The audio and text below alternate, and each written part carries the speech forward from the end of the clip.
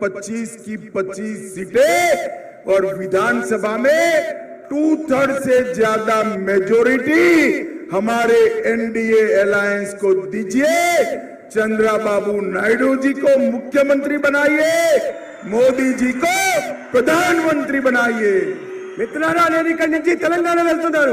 తెలంగాణలో కూడా కమల వికాసం జరగనుంది. అదేవిధంగా ఈ రాష్ట్రంలో కూడా మీరు 25కు 25 పార్లమెంటు సీట్లు ఇవ్వండి, అసెంబ్లీలో 2-3 సీట్లు ఇచ్చి చంద్రబాబు నాయుడు గారిని ముఖ్యమంత్రిని చేయండి.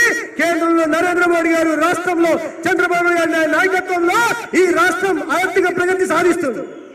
अंत में मेरा एक पर्सनल अपील है, మీ అందరితో నా ఒక చిన్న అప్పీల్ చేస్తున్నాను. ये सत्या जो है मेरा बहुत अच्छा दोस्त है, इसको जोर से जिताइएगा। మిత్రులారా, మీ అందరికీ నా చిన్న విన్నపం ఏమంటే, ఇక్కడ ఉంటున్న ఈ సత్యకుమార్ నాకు చాలా దగ్గర వాడు, కావాల్సిన వాడు. అందుకని ఇతను సమర్థించి గెలిపించి పంపాల్సిందిగా నేను మిమ్మల్ని అందరినీ విన్నవించుకుంటున్నాను. हमारे सांसद आगे आइए, हमारे सांसद मोदी जी का साथ देने के लिए संसद में भेजिए, ये सीट की चिंता हम करेंगे। అదే విధంగా పార్లమెంట్ అభ్యర్థిగా పోటీ చేస్తున్న సోదరుడు బీకే పార్థసారథి కూడా మీరు గెలిపించి మోడీ గారి పార్లమెంట్ కు పంపండి.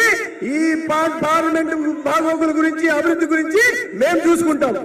अंत में मैं आंध्र की सभी जनता को 2 हाथ जोड़कर रिक्वेस्ट करता हूं, तेलुगु देशम, जनसेना और भारतीय जनता पार्टी को प्रचंड बहुमत से जिताइए और आंध्र प्रदेश का विकास मोदी जी और चंद्रबाबू के हाथ में दीजिए।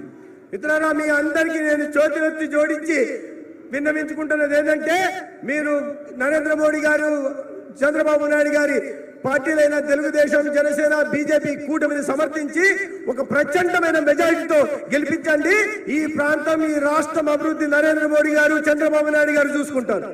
भाई और बहनों, इतनी धूप में इतनी दूर से देर तक बैठने के लिए आप सभी का धन्यवाद।